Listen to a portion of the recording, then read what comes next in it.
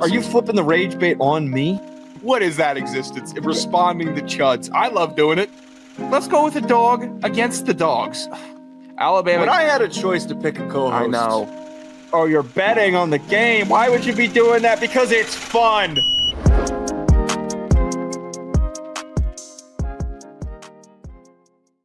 Welcome back to Geeked Up Bets. Joe DeLeone, Sean Anderson. It's Sean's turn to wear the hat today. Yeah. Today we're getting into our Masters preview. We're going to share our favorite picks for top 10 finishes. We're also going to put down which golfer we're betting on to actually win the Masters. It's going to be a great week. Masters week is one of my favorite weeks. It's much calmer than March Madness because you kind of you can zone out while you're watching, and then you can regain consciousness while watching the Masters and not really have missed anything. It's one of the are you not a big golf watcher, are you? I've gotten into it like more and more. I'm excited to have like something to watch on Sunday, this upcoming Sunday, with actual sports and pressure and stuff, instead of just watching all of Tires on Sunday, which I did this past Sunday. You need to find something more. It wasn't bad. Honest to God, to spend your weekends. Honest to God, Tires is a good show, but I wish bad. you had higher aspirations for yourself. Dude, I don't watch shows. That's the first like show I've watched, or at least full season of a show I've watched. You're going backwards there with that. But with the Masters, though, I'm more excited for having things to watch on TV on Friday and Thursday while I'm working. It's just something about having something on in the background while you're working that you can listen to. Yeah, I mean, I don't know if not many people can really associate with that because unless you work from home, it doesn't really apply. But maybe you can put it on The Office. I don't know. There's nothing like if you're betting on golfers to make the cut, like you can sweat it out on Thursday, Friday. You can get some real good sweat there. But there's nothing like limping into the Saturday. Just none of your guys made the cut. And you got one guy and he's fringe and he played terribly on Friday. And you're looking at it like, oh, what am I doing for the next 2 days? Am I reloading?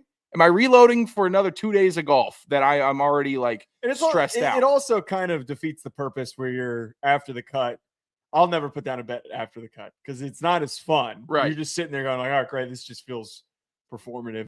I'm just trying to make it seem like I'm still in it. I was wrong. I was incredibly wrong the first time around, dude. But now I'm suddenly going to tap in after all these guys have started playing. I know, and it's like the odds usually aren't very good for who you might want to actually pick too. Masters guys also. It's obviously their Super Bowl with it being Masters week, and it's really hard to avoid those guys that are just like azaleas. Oh, azaleas. Oh, pimento. And I'm like, okay, yeah, I know. You're good, buddy. It's okay. But I think those awful hats, by the way, the ones they keep circulating, the gear that they sell at the Masters overall seems pretty sick, but the gear that I've been seeing this year, there's some. Can we stop putting stupid?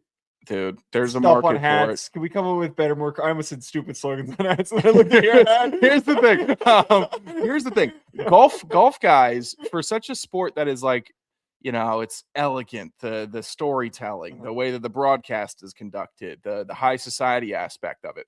Like, there's a lot of things about golf that make you think that it's really smart, but most golf guys are like stone idiot morons, just real dumb guys that are like either gifted at golf, they love golf, they track it really, really intently, but sometimes it's like the only sport that they like, and they don't get out of their own little bubble. And if you're in that little golf bubble, you can be stupid and you can wear a stupid hat and nobody thinks it's stupid because you're just golfing. I think if you rolled up with a hat that said azaleas or pimento to tee off, I would automatically assume that you're giga ass. I would automatically assume you're terrible. I think it depends for me, like where I see the gear at. Like if I see somebody wearing a Masters stuff at a bar on Friday, I'm kind of like, get out of my face. That's peak atrocious. I'm just thinking if you're showing up at the cheap Muni for a quick round and some chud is wearing a orange hat that says pimento on it, I would be that's like upset. That's less offensive. You better to be me. cracked. You better be absolutely. You better be driving 280 plus. You better be not a scratch golfer, but at under 10, sub 10 handicap. Here's my dream. Okay. I don't know if we've discussed this. Mm-hmm. One of my dreams since I started actually picking up golf clubs and trying to not be complete dog water at golf, which I am. One of my dreams is to be the guy that's terrible but can afford all the gear. Where I could have like Vokey wedges, I could have So you want to I do could the have opposite. copper, I could have You want to do the dude, opposite. I of want every to normal get, person's like, aspiration. the most dripped out bag, custom putter, like all this stuff. You're an anomaly. Dude, I just roll up, swagged out, and I'm just What's stopping duffing you it. from doing that now? Golf stuff is expensive, and if I want Mizuno blue copper wedge irons, those are like $5K. The minute that you start playing, the minute that you realize, once you've been playing on a consistent basis, you're not going out like twice a year, and you actually start playing, everybody knows that you fall into you buy reused stuff. Unless you're making a ridiculous amount of money, you're buying. That's what you need to do. You should seriously be buying old clubs, like repurposed old clubs, refurbished clubs, because you shouldn't drop a bunch of money. So your goal is to do the reverse, which is play into the cornball that you see at the course. That's just wearing. It just sounds so fun to me, is to have like all of the coolest clubs ever. Be bad, just like tricked out, and be like, no, just be me on the course, and everyone's like, why do you have that? I'm like, why don't you? Like, I just want to rage make these hardos. The thousands of dollars that you would spend on the gear and the equipment would have better been suited on lessons. They're not even fitted. Like, it's just give me the stock. Yeah, just give me the stock. That actually would be a good bit if you bought kids clubs, just really nice kids clubs, and you were out there playing. For years, I used a youth bag. I know that you were using the wrong gear and equipment before previously. Like my uncle's clubs in a youth bag is what I was pulling up in. And do you have extra long clubs? Is that how that works, being 6'6"? Here's the thing. My latest set was gifted to me by a few listeners back in Virginia. And one of the listeners was like, well, I'm 5'10". I can't go fitted for this and then give it to this Sasquatch. So he brought another massive listener with him to the golf store to test it out. And so I think I have clubs that actually finally fit me, which I'm fired up about. You weren't terrible. I was able to slap you around all the courses last year. I don't want to hear that. We're going to end up getting back out there playing soon. We're here to talk about the Masters, though. We're also going to get to Dexter Lawrence's trade request from the Giants. This might be a hot take, and I think that a lot of Giants fans don't agree with me on this. I think that this is good for the Giants. And I had this take. What? I told Ryan Roberts this like week 4, and I told him I wanted to do it. This was back when I was writing for A to Z Sports covering the Giants. I told him I almost wanted to write an article on why they should trade him at the trade deadline, because I thought that he was a gigantic waste of cap space, and the return on capital for a 28-year-old defensive tackle that is regressing would have been worth their while. We'll get to that later on. That is okay. We're also going to discuss Mike Malone taking the North Carolina job, which was very shocking and unexpected. Expectations for that, if we think that that's going to work out. If you haven't noticed already, make sure you hit that subscribe button, hit the like button on this video so you don't miss out. Also, subscribe so you don't miss out on future episodes. We will be live on Thursday after the first round of the Masters rolls on. Sean, let's deliver our Masters picks and predictions. We are going to pitch 2 favorites that we project will finish in the top 10. We're going to go with one long shot, and then we're going to deliver who we're going to be picking to win the Masters. Starting us off with our favorites, I'm going to go with my first guy, Xander Schauffele at plus 190 to finish in the top 10. I really like Xander for his performance, especially recently.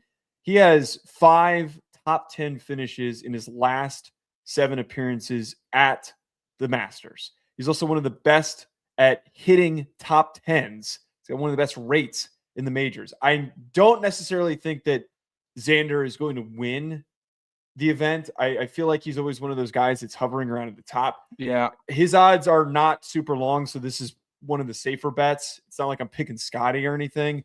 This is one of the safer bets to go with, but for the value of having him at nearly plus 200, I like him at plus 190 to finish in the top 10. I'm never offended by Xander. Also, Scottie free show. Free show. I think that everybody understands your name. I would immediately click. Whenever, when I'm doing my research and I'm trying to find trends and stuff, sometimes I'll also just click into articles and see what other people are projecting.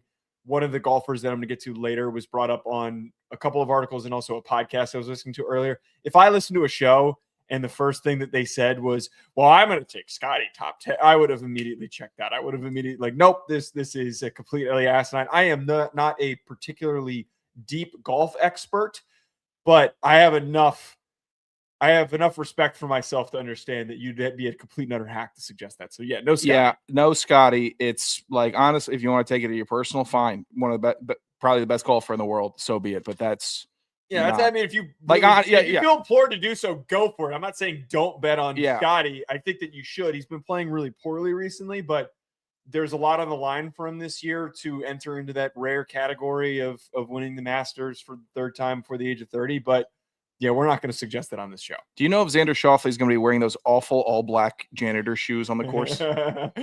See, this is if I was That always the spooks better me. get a golf. I think I should be doing that. You should just dress as poorly as possible.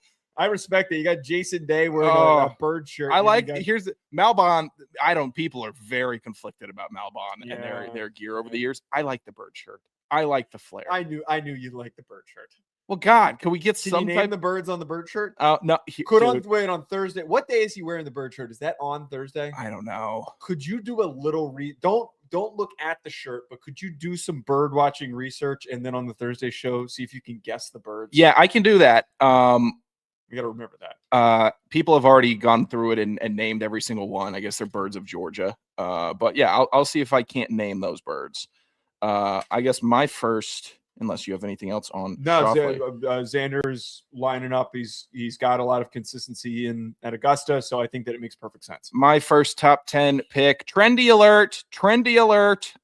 Ludwig Oberg, plus 140 to finish top 10. He worked for you once, and here you are just digging him up again. He sure did. He sure did. You're welcome, by the way. I almost put him down. Top 10. Well, you stole the golden goose, by the way, and we'll get to that at the very end.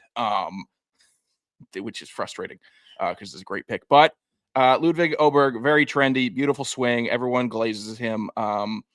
And they should, because he's a very good golfer. He made top 10 3 times in 7 events this year. One time I predicted correctly, and Joe did not, and that's why he's all upset. Okay, because he picked a golfer with a bad back, and I picked a stone cold killer. He doesn't have a bad back. He just happened to have suddenly tweak something in his back right at the very beginning of the event. Hey, Colin, heads up. Your caddy's supposed to carry your bag, not you. Maybe give the back a break.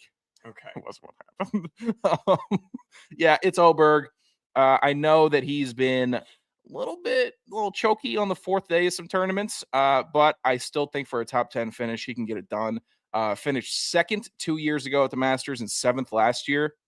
Hey, can't win them all. I like seeing top 10 finishes. I like what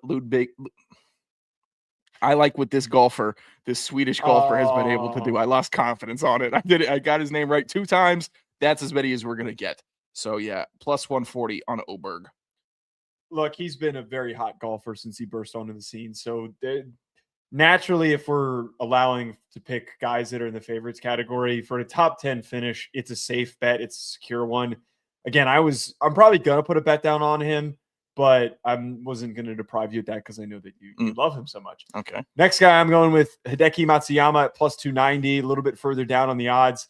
He won in 2021. The big thing here, and a lot of the digging into Masters picks when I did my Masters picks last year, and obviously for this show, a lot of the key things that you should lean into is guys that have historically performed well at the Masters. It's a very difficult course. It is not an easy course to play, especially on the greens. It's very, very difficult. It goes without saying. Everybody knows that. So having past success is something to tap into.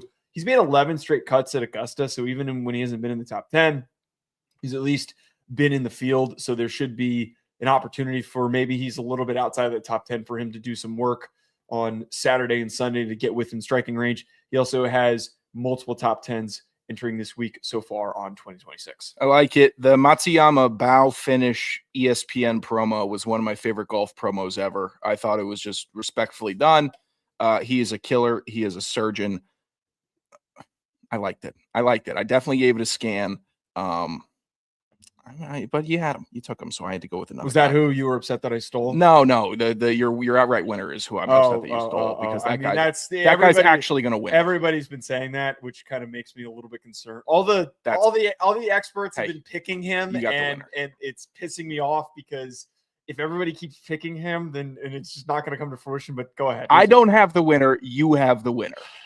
I need you to relax. Who's your other guy? My next favorite, Robert McIntyre, plus 200 to finish top 10. I got a little bit sourced on this one.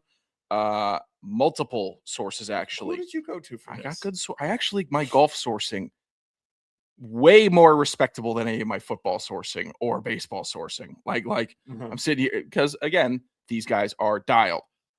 Quote, guy is built for the right stuff, which okay, thanks, source. I appreciate that.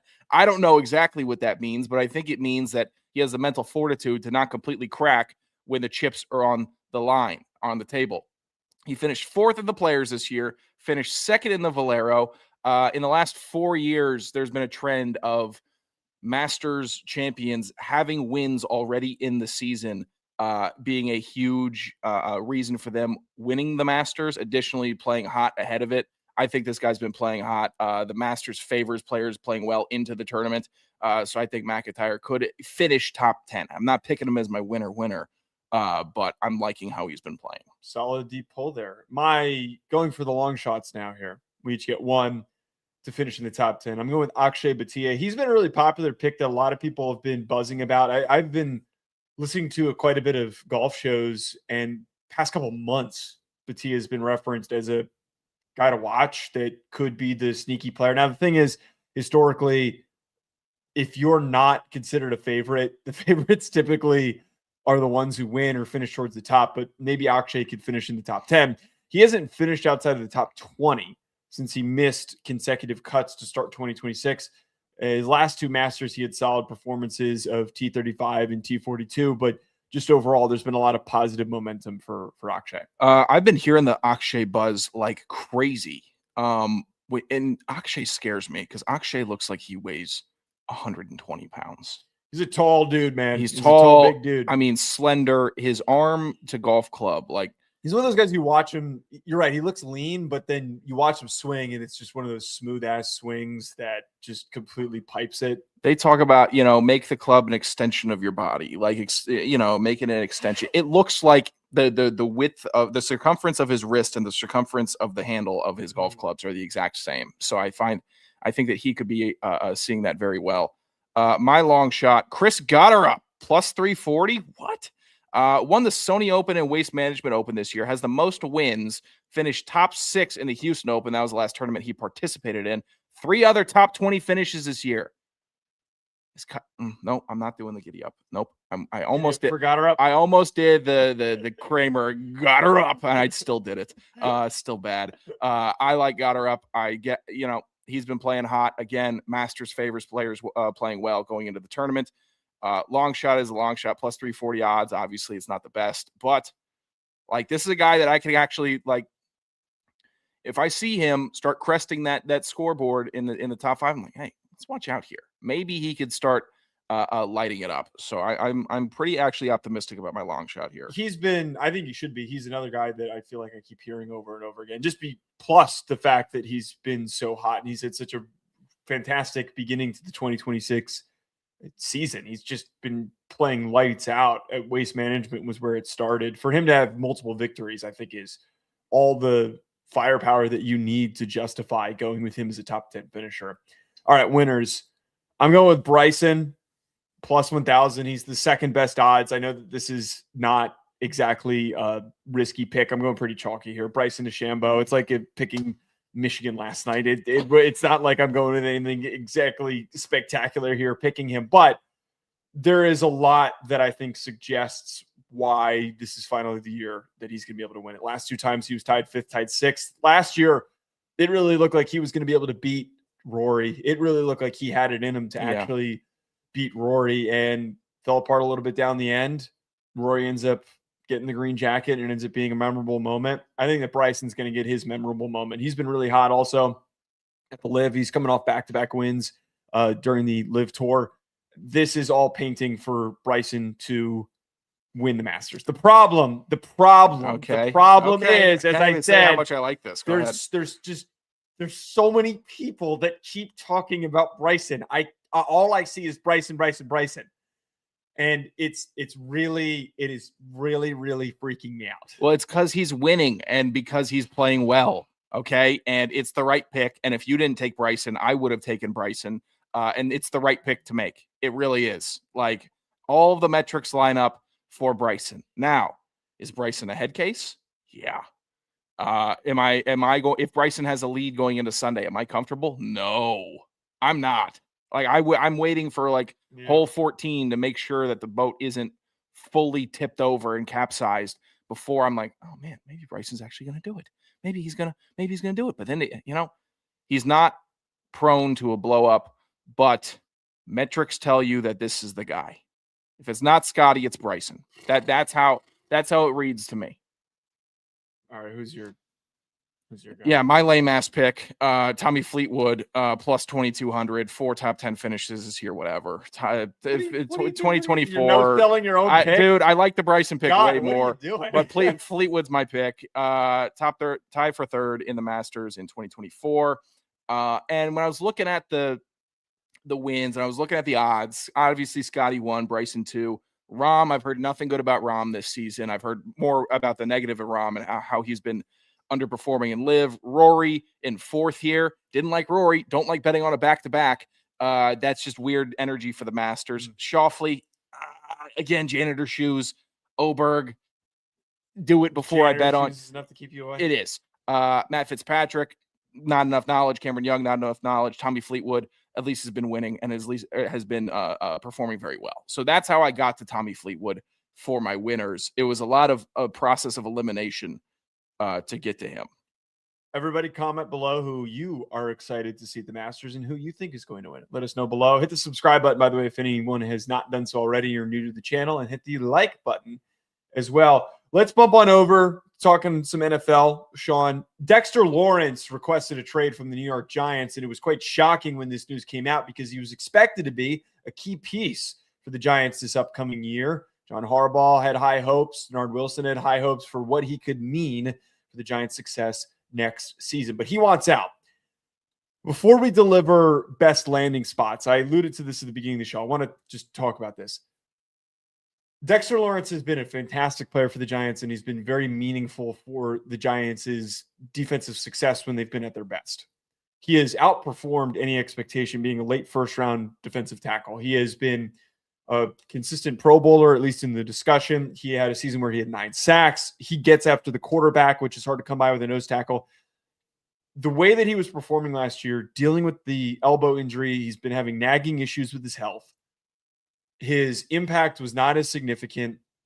A guy that it felt like for me was supposed to be a leader seemed like he was turning into more and more of a, not a distraction, but didn't seem like he was super bought in. Listening to enough of his post-game clips, just really felt dejected and like he justifiably, but he did not come off as like Brian Burns felt like he was trying to rally everybody. It felt like Scatterbo was trying to rally everyone. It felt like Jackson Dart was trying to rally everybody. I did not get that vibe from Dexter Lawrence. It felt like Dexter Lawrence was sick of being there. I thought that with his performance, it would have been far better off for the Giants to have tried to find a way to trade him during the trade deadline. The value for a guy like him for a team trying to win a Super Bowl, it would have been massive, absolutely massive. They could have pulled some serious draft capital. Right now, they're apparently asking for a late first, early second. That's what they're looking to get, which is pretty good value. I just think that this is the right thing for the Giants to move him and not to try and mitigate this thing because apparently he wants more money. He's 28 years old. Mm-hmm. He is regressing. His health is starting to get worse and worse. If he wants to get paid more and he's already your highest paid player as a defensive tackle, that's where I'm out. If you can get a return of a first round pick, a late first round pick from a contending team, that is huge for the Giants. That is what sets the Giants up for potential long-term success, is getting that pick to put it towards a corner, to put it towards a receiver. I think at a certain point, when you've got a really good defensive tackle like Dexter Lawrence, when he's costing you that much money, he's asking for more money, you're better off just letting him go elsewhere. And I'm rooting for him, but Giants are just better off letting him find a new destination. That is, you know how I feel about defensive tackles and paying defensive tackles. And I think that a lot of them are a dime a dozen. And unless you have a unicorn, you don't pay a defensive tackle because you could find in the draft, you could find in free agency, especially a space eater, especially a nose tackle. Problem is Dexter Lawrence is a unicorn. Like he just really is. Warren Sharp put out this stat. It was awesome today. Pressures when aligned at nose tackle since 2022. First was Dexter Lawrence with 108. And then second was, sorry, I'm scrolling here, Vita Vea with 32. But That you said is since 2022. a unicorn. It is, but that version of him was not present last year. And I don't know if that version of him is still present. And if he was suddenly going to be more motivated and bought in, he wouldn't be asking for the trade right now. I gotcha. I would ask for a trade or more money. Pitch. I bet he is. I would ask for a trade or more money from this awful team. I would have been dejected and I would have been angry with everything that happened there. You know, it reminds me a lot of Josh Allen, the way that he was handling press conferences. Because now you brought it up, I remember they were kind of like disgruntled last season, and they should have been. And every year, Jonathan Allen, pardon me, I was going to say Jonathan Allen, with the formerly Washington football team Commanders, he would be pissed post game, and he would be their best defensive lineman every year, and he would get sacks and he would get pressures, and all they would do is lose, and they would have nothing good for him. And I'm like, man, this guy is just putting up the numbers he should be, doing everything he should be. The team stinks, the ownership stinks, the coaching stinks, everything stinks around him. Maybe a breath of fresh air helped him. He didn't do well in Minnesota. I think you just pay him. I honestly think that you pay a guy like Dexter Lawrence. He is somebody that genuinely helps your defensive line continue to be such great, savage defensive line. Like the pressure up the middle trend of all these ESPN dorks that like telling you how important it is annoying to hear, but it's true. Where if you can get a guard falling back into a quarterback's lap, it pushes him towards the defensive end. It makes a sack quicker. It makes a pressure quicker. It makes a QB hurry easier. Dexter Lawrence does that. He's one of the few defensive tackles that I will side by and be like, this is a guy that you have to try to retain as long as it's not insane. I'm not denying that type of an impact is valuable and also visible from him when he's playing at his best. But the thing is, if you have a really good defensive tackle and your biggest needs are at more premier positions like corner and at receiver, if there is a way to turn that defensive tackle into a starting receiver and a starting corner, possibly both, depending on what kind of capital they get. Well, you guys just got Deontay Banks. You're not happy? We just got Deontay Banks. He's been here and he's been terrible. He's been absolutely terrible. Let's talk about some best destinations for him. I think that first and foremost, the Chicago Bears might not have a ton of spending power to fit him into their cap. I don't know what it would take to make it work. But instead of drafting Caden McDonald, which they've been projected to pick any of these defensive tackles with that pick at the end of the first round, use your draft pick to go and trade for Dexter Lawrence. You're a team that is looking to create a more disruptive defensive line. Your team was inconsistent along your defensive line. You're also a team that has been needing to improve its pass rush. It was one of the weaker pass rushes last season. I think that this is a player that you plug right in at 28 years old over the next couple of years is going to help ignite future playoff runs and for continuing the level of success. It kind of feels like not the same, but slightly similar. Adding Leonard Williams, if you're the Seattle Seahawks into your defense, it's just, you know who you got and the rest of the stars are maybe around, but you know that you can rely on Dexter Lawrence. It's a really good landing spot. They tried to get a Dexter Lawrence with Grady Jarrett, and that just didn't work out. Grady was too old. He lost a lot of his pass rush bag. It was a little bit like disappointing for the Bears at that defensive tackle position. Dexter Lawrence with the Bears makes that defense better. He makes every defense better, but that would work. That would fit. I could see it. I could see the Bears becoming a very, very exciting team if they landed Dexter Lawrence. And I'm never excited about defensive tackles moving to a different place. Like it's just a snooze to me because I know the impact, but Dexter Lawrence, Caleb Williams, exciting young team that actually performed well last year. I can get on board. I really can. I think that's a good landing spot, Joe. What's your landing spot? My landing spot is the Baltimore Ravens. Baltimore is heralded as one of these teams that always has a good defense because we're still swept up in the Ray Lewis years and the Ed Reed years. And that was one of the best defenses we've ever seen in NFL history. But it's been a while since they've been at that form. It's been a long time. The defensive backfield is good. They have some good linebackers as well. But they run a 3-4, Joe. Their defensive tackles are nose tackles, Travis Jones and CJ Okoye. No, thank you.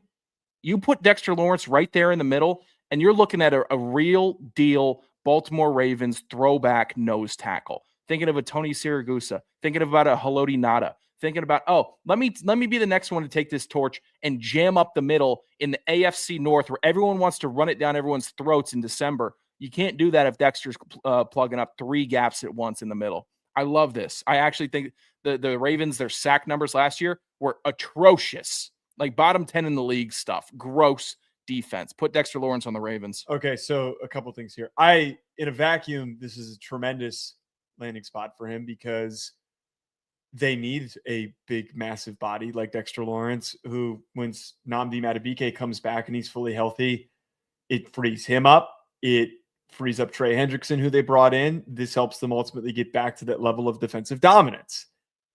But politically, I think that you're disregarding the political nature of this. Do you really think that John Harbaugh would want to help his former employer? Look, he's already taken so much. I don't know what the relationship is. You're right. He just plucked away Pat Ricard, Isaiah Likely, took Jordan Stout. Like, he took the dude. I completely didn't even think of the God. Well, maybe I don't know what kind of terms he's on with them. Maybe there is a world where they are on good terms, and he would easily pick up the phone, and this would be a good negotiation, and it would work out. Or assuming how the Harbaughs operate, and he comes off as a very nice guy, but I think that behind closed doors, both the Harbaugh brothers are a bit vindictive, and they're he's going to send him to the Chargers. What am I talking about? He's going to Dexter Lawrence, future Charger. Why didn't I don't know. Yeah, I don't know. I'm so stupid. I'm so stupid. He's going to send him to his freaking brother in LA. Dummy Congrats. Why didn't we do the math there? They also need a defensive tackle. They're another team that's been projected to take Caden McDonald to potentially start in the middle of their defense. Why did neither of us? That would have been the more logical one than the Ravens. I'm not saying it's impossible. We just don't know what the dynamic is there. We don't know if he's pissed and he hasn't talked to anyone and he doesn't want to help them, or if maybe it's amicable and because he's got such deep ties. I think we know enough about football coaches and know enough football coaches where if there's a chance, any opportunity, any little sunlight coming through that door to skewer anybody that you might have think slighted you ever in the smallest way, they'll take it. Yeah. Okay. I also think that the God, it looks good on paper though. John might pick up the phone. He might call Acosta and he might, no, you guys want Dexter Lawrence? Just teasing. Yeah. Oh, we're sending him to Los Angeles. Yeah. Hey. Hey, how about you deal with Cam Hayward and Dexter Lawrence next year? Yeah. That's your punishment. All right, moving over to college basketball. Mike Malone was hired by North Carolina as their next head coach. Very unexpectedly, Mike Malone is an NBA champion with the Denver Nuggets. He's won over 500 career games. But the one thing that's a bit perplexing, he's only served as a college assistant, very small level. He was an assistant at Manhattan. He was an assistant at Oakland, and he was also an assistant at Providence. By the way, did you know a very random tidbit here? His dad was the head coach at the University of Rhode Island. He went to Bishop Hendricken. What? I found that out when I was doing research. Bishop Hendricken? Yeah, the Bishop Hendricken. We played football at Rhode Island for anyone who's wondering what the hell we're talking about. So we obviously insider baseball there, meaningless. Very weird hire. It feels almost to a degree, maybe a little bit panicked, but it's not a bad hire. I feel as though hiring Mike Malone was the reaction to getting turned down across the board. I think Tommy Lloyd came off the table and they didn't know what direction to go to. And it seemed pretty clear that Billy Donovan was going to drag out this process, which if they were going to go with Billy Donovan, they probably could have still gotten Mike Malone. I don't think anyone was hiring Mike Malone anytime soon to be a college basketball coach. I don't know how to feel about this. It's funny that Bill Belichick was the precursor for these professional style hires for North Carolina. I think that this could work, but I think naturally anyone would have pause when a coach is not coached at the college level at a blue blood as a head coach. I'm not going to say it can't work. And I'm not going to say that Mike Malone isn't a good coach. But I will note his record pre-Jokic and after Jokic are much different. Also, I've heard this move be called a reach and desperate. And his kid goes to UNC. So he's coaching at UNC. Like, feels a little bit like, hey, this is convenient for all of us. You need a coach. I want to spend some time in the area with my kid. And that is the deal that we could work out here. And fine. If it goes well, great. If not, I'll be out of here in 3 years and you don't even have to worry about it. Like, it feels like one of those deals. Does not scream UNC to me. It screams. That's the biggest part about this. It just doesn't feel like a North Carolina hire. UNC feels like they hire like educators who are also coaches. And I don't know if that's just so much of Roy Williams looking like a teacher that I once had. Well, and Dean Smith, they both had that very stern, buttoned up look, and Malone just doesn't exude that. He doesn't feel college basketball to me. And I don't know how to describe the feel of a college basketball coach, because then you have like Jim Larinaga, who is old and reserved and wears sweaters. Then you have Dan Hurley, who's a screaming, raving lunatic. And there's like a bunch in between. But Mike Malone does not feel college basketball to me. Again, fine, he's a coach. Like, he's a coach in the NBA, and you could say that the difference is now way less between college players who are getting paid and NBA players who are getting paid, and that college players have agents and college players have contracts, or what am I talking about? They have NIL, and they got money, and they have everything else that a slowly paid NBA player would have. So what's the real difference there? Okay, maybe it meshes pretty well, but you still got to deal with school. You still got to deal with an athletic department. You're not dealing with professionals. You're dealing with a bunch of nonsense from, again, 18 to 22-year-olds. Mike Malone was dealing with, last in the NBA, a bunch of legit professionals. He was dealing with Jamal Murray and Nikola Jokic. It's a little different. Right, like, you didn't need to motivate Jokic, and Jokic would look like as disheveled as possible before every single game, and he would just show up and play lights out. I think you bring up the point, his success before Jokic took off, but then at the same time, do you maybe attribute some of his growth having Jokic been a second rounder? I just don't know. I attribute his growth to Jokic being a one-of-one player that nobody could stop. And having a top 10 guard with him that can pass and wet it up from three. Yeah.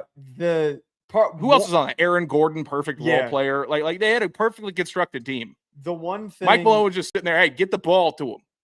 The one thing that I wonder, maybe they try to pull the Underwood bit at Illinois and just go and get a crap load of players from the European ranks. Maybe that's what they lean into, which would also feel not very North Carolinish. The one thing I was kind of curious, I was trying to look up, I can only find an article from 2017 that's referencing notable coaches that made the jump from the NBA level down to the college ranks. The best example that I actually found in here, you remember Avery Johnson, who coached in the NBA with the Mavs and the Nets, and then he was hired at Alabama, and it ended disastrously. It was hot early, and they just ended up being completely mediocre. It was a hire that a lot of people would regard it as a great hire. It kind of gives that sort of a vibe where you're a big brand, but you don't really, like, you think that an NBA coach is going to get you where you're trying to go, but it's very clearly there's a separation. I don't remember that Avery Johnson. Or Mike Woodson's the other one, actually. Yeah. That's the other one that makes me think of that, because he was the Knicks and the Hawks head coach, and then he was dog shit with Indiana. Doncic gave the Woodson breakdown when he was talking about Malone, and just said he had everything ready. He had the reps. He had all the coaching knowledge you could use, and then just ego got in the way at Indiana. I mean, that was what he said. I don't know about Mike Woodson's ego, but like that was referenced. Do you feel weird about UNC right now? I think the Belichick stuff still is weird to me. This doesn't help, is what I'll say. It does feel weird. I just have to add in here, there's two very positive examples. Okay. Rick Pitino and Calipari are two obvious positive examples. Pitino have been Knicks and Celtics head coach, who eventually moved back down to the college ranks, and Calipari was the Nets head coach, and he stunk, and then eventually went down to the college ranks, and the rest has been history for Calipari. I do agree with that, though. It just feels, I don't like the direction. It does not feel like North Carolina is trending towards what has worked for them in the past. It feels like venture capital. Like, hey, you had I mean, are they turning into Jersey Mike's? where Jersey Mike's was really, really good. They had big full sandwiches, and then they get bought out by this big VC firm, and now all their sandwiches are smushed and they're terrible. Like, I'm not kidding. I hadn't been Dude, tracking the. Have you not been tracking that Jersey Mike stuff? I've had a couple of Jersey Mike sandwiches in the last couple of years, and I'm not that much of a of an eater. So, dude, I'm telling you, Jersey Mike's for what trash. Was pretty good for places that were starved of actual good sandwiches. If you're not living in the New York, New Jersey area, you're kind of starved for good sandwiches. Jersey Mike's would be at least a reliable option, right? It used to just be like you could go and get a decent sandwich. Now they're like weighing the meat and they're making sure you're getting the exact proportion to cut for the margins. And I got a chicken cheesesteak from there. It looked like it was run over by a car. Why would you order that at Jersey Mike's? Because it was a buy one get one, and I had a 6-inch sub or something like that, and it looked like it was rolled over. Mike Malone is the chicken dude. cheesesteak. He is, and I've seen. Coaches. The problem is, Joe, I was sitting here. It's not an isolated incident. I'd seen videos of people's chicken cheesesteaks online, and they looked just like mine, crumpled and sad. The one way that I'm looking at this, and maybe that this is flawed logic. Mike Malone was not on your list that anybody was expecting. Yes. Mike Malone also was not on any list of NBA openings, unless I am misunderstanding. He also was not on the radar for any college openings. It feels like the process was rushed to turn the page and to end up with Mike Malone when there was no urgency required. You could have waited probably a couple more weeks. You could have turned over every stone, which is the super cliche that they use in these coaching searches. Who's going to hire him away? I agree, but I don't know. Like, they should have made a decision a week ago because transfer portal opened today and they needed a coach to be able to, I guess, work the phones. And another problem with the Mike Malone hire, what's he talking to college? He doesn't know college. He doesn't know recruits. Michael Lombardi can work the phones. Dude, come on, man. Oh, this place is a disaster. This school is a disaster. He probably wouldn't even get asked to do it. He'd probably walk into the basketball offices. He's just yelling at some kid from Lithuania. Dude, yeah, that's a problem. I mean, this guy's got no college feel, no experience, and like now he's on the recruiting trail today. I'm starting to talk myself out of it. We'll see if it works. Oh, I don't love it. All right, everybody, that's gonna be it from us. Hit the subscribe button if you haven't done so already. Hit the like button. We will catch you guys on Thursday.